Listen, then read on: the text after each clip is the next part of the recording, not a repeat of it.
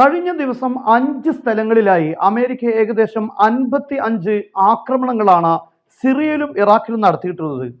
അമേരിക്കയുടെ ജോർദാനിലുള്ള എയർബേസിന് നേരെ ആക്രമണം നടത്തി 3 അമേരിക്കൻ സൈനികർ മരണപ്പെട്ടതിനുള്ള തിരിച്ചടിയാണ് ഇത് എന്നാണ് അമേരിക്ക പറയുന്നത്. ഇതിൽ ഇറാന്റെ ഫൈലക്കുൽ ഖുദ്സ് എന്ന് അറിയപ്പെടുന്ന അവരുടെ സംഘത്തിന്റെ കേന്ദ്രങ്ങളും തകർത്തു എന്നാണ് അമേരിക്ക അവകാശപ്പെടുന്നത്. പക്ഷെ ഇറാൻ ഇപ്പോൾ അത് നിഷേധിച്ച് രംഗത്ത് വന്നിട്ടുണ്ട്. ഇത് അമേരിക്ക കണ്ണിൽ വെണ്ണീരിടുക മാത്രമാണ് ചെയ്യുന്നത്. യാഥാർത്ഥ്യത്തിൽ ഇറാന് ഒന്നും സംഭവിച്ചിട്ടില്ല എന്നാണ് ഇറാൻ പറയുന്നത്. എവിടെയൊക്കെയാണ് അമേരിക്ക യഥാർത്ഥത്തിൽ ഈ ആക്രമണം നടത്തിയിട്ടുള്ളത്? ഒന്നാമതായി സിറിയയിലുള്ള ദെയ്ർസോർ എന്നറിയപ്പെടുന്ന സ്ഥലത്ത് ആക്രമണം ഉണ്ടായിട്ടുണ്ട്. അവിടെ തന്നെ അമേരിക്കയുടെയും എയർബേസുകൾ, മിലിറ്ററി ബേസുകൾ ഉണ്ട്. അതിനോട് അടുത്തുള്ള ഭാഗത്ത് നിന്ന് നിരന്തരമായി അമേരിക്കയുടെ മിലിറ്ററി ബേസിന് നേരെ ആക്രമണം വരാറുണ്ട്.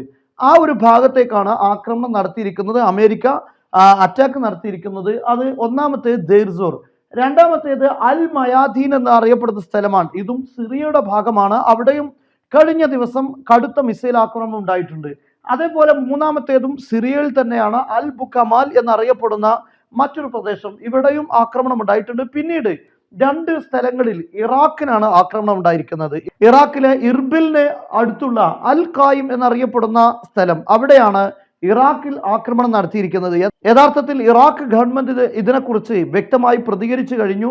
അതായത് ഈ ഭാഗത്ത് യഥാർത്ഥത്തിൽ IS-നെതിരെ യുദ്ധം ചെയ്യാനുള്ള വെടിക്കോപ്പുകളായിരുന്നു ഉണ്ടായിരുന്നത്. അങ്ങനെയുള്ള ഒരു ആയുധ ശേഖരത്തിലാണ് അമേരിക്ക ആക്രമണം നടത്തിയിരിക്കുന്നത് എന്നാണ്. എന്ന് പറഞ്ഞാൽ അതിനർത്ഥം കഴിഞ്ഞ ദിവസങ്ങൾക്ക് മുമ്പ് ഇറാൻ ഇറാഖിലുള്ള ഇർബിലിൽ ആക്രമണം നടത്തിയിരുന്നു. ഈ ആക്രമണം IS-ന്റെ കേന്ദ്രങ്ങൾക്ക് നേരെയും IS-ന് ട്രെയിനിങ് കൊടുക്കുന്ന മൊസാദിന്റെ കേന്ദ്രങ്ങളെയുമായിരുന്നു ആക്രമിച്ചിരുന്നത്. എന്നാൽ ഇപ്പോൾ അമേരിക്ക ആക്രമിച്ചിരിക്കുന്നത് IS-നെതിരെ യുദ്ധത്തിന് വേണ്ടി ഒരുക്കി വെച്ചിട്ടുള്ള വെടിക്കോപ്പുകളിലാണ് അമേരിക്ക ആക്രമണം നടത്തിയിരിക്കുന്നത് എന്നാണ്. കാര്യങ്ങൾ വളരെ വ്യക്തമാണ്. ഈ IS-നെ കൊണ്ട് അമേരിക്കക്ക് ഇനിയും പലതും നേടാനുണ്ട്.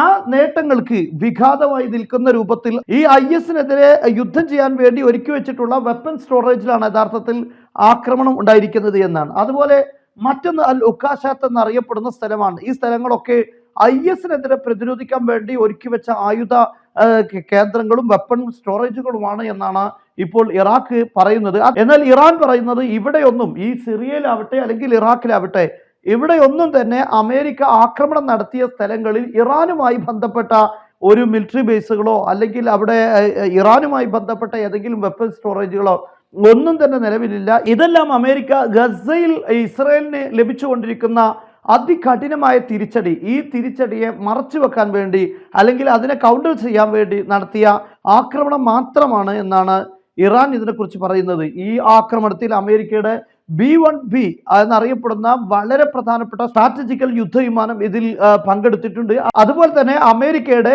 A-10C തണ്ടർബോൾട്ട് എന്നറിയപ്പെടുന്ന യുദ്ധവിമാനവുമാണ് ഇതിൽ പങ്കെടുത്തിരിക്കുന്നത്. ഏകദേശം 85 ലക്ഷ്യങ്ങളെയാണ് ആക്രമിച്ചിട്ടുള്ളത്. ഈ 5 സ്ഥലങ്ങളിലുള്ള വ്യത്യസ്ത ഭാഗങ്ങളെയാണ് യഥാർത്ഥത്തിൽ ആക്രമിച്ചിരിക്കുന്നത്.